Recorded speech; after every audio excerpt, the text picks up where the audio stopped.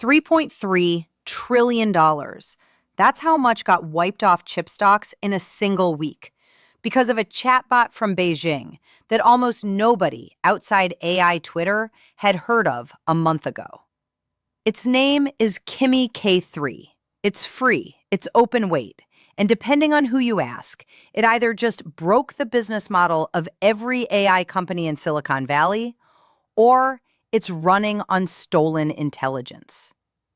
In the middle of that firestorm, one of the most powerful people in AI sat down for a live interview and said something that should terrify every company currently burning cash on AI subscriptions.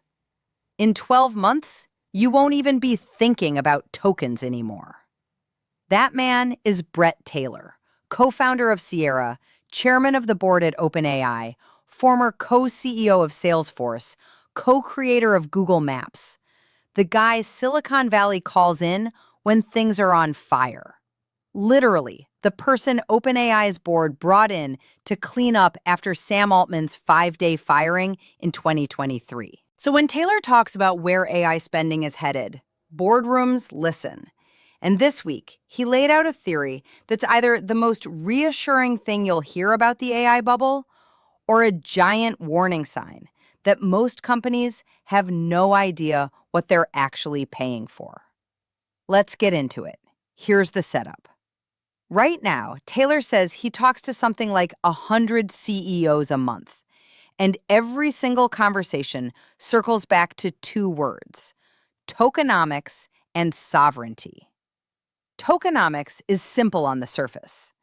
Every time you prompt an AI model, it processes your request in chunks called tokens, and you pay per token. Sounds harmless until your engineering team starts running thousands of automated AI agents a day, and your bill looks like a phone company invoice from 2003. Except the phone company is Microsoft, and the overage charges never stop. That's the anxiety driving nearly every AI headline this month.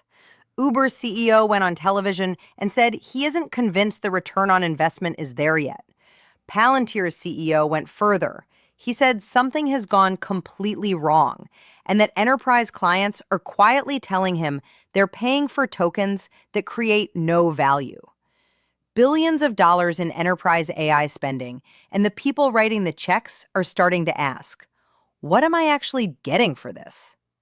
That's the world Bret Taylor stepped into this week, and his answer starts with a Chinese startup most Americans still can't pronounce. Kimmy K3 dropped like a bomb.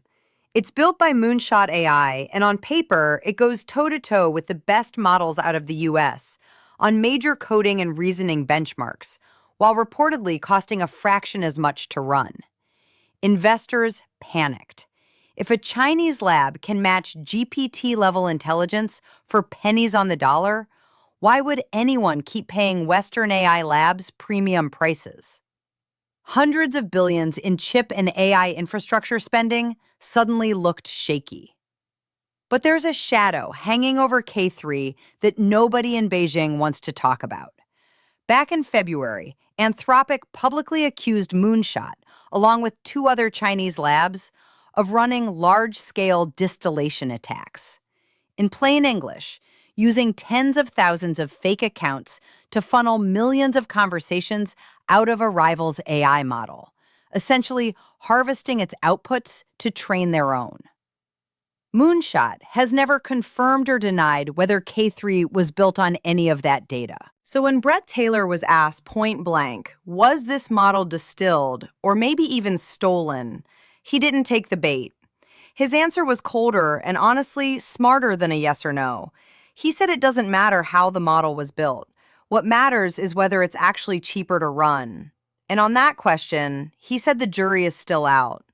Here's his logic, and it's the kind of first principles thinking that made him valuable enough to co-run two of the biggest companies in tech history. Everyone's obsessing over training cost, how much it cost China to build the model. Taylor says that's the wrong number to watch. The number that matters is inference cost, what it costs every single time someone actually uses it. And this is where he drops the concept that should be reshaping how you think about every AI subscription you're paying for. Token efficiency. Picture two employees. One finishes a task using 10 emails. The other finishes the exact same task using 2. They both did the job, but one of them was radically more efficient. Tokens work the same way. It's not just about how cheap each token is. It's about how many tokens a model actually burns to get you a usable answer. A cheap model that needs 5 times more tokens and 5 times more retries because the output is sloppier can end up costing you more than a premium model that nails it in one shot. Taylor's argument: American frontier labs, OpenAI, and Anthropic have a serious head start on this kind of efficiency. Open-weight models being free to download doesn't automatically make them cheap to actually run at scale. And that leads to the line that should be tattooed on every CFO's laptop this year. Using the most powerful AI model for a simple task is like driving a Ferrari to the grocery store. Sounds impressive, burns absurd amounts of money for zero extra value. Quick pause, because this channel exists to break down exactly this kind of story. The AI headlines everyone's shouting about, but almost nobody actually explains. If that's useful to you, hit subscribe now because it's about to get a lot more interesting. Because here's the real twist in this story.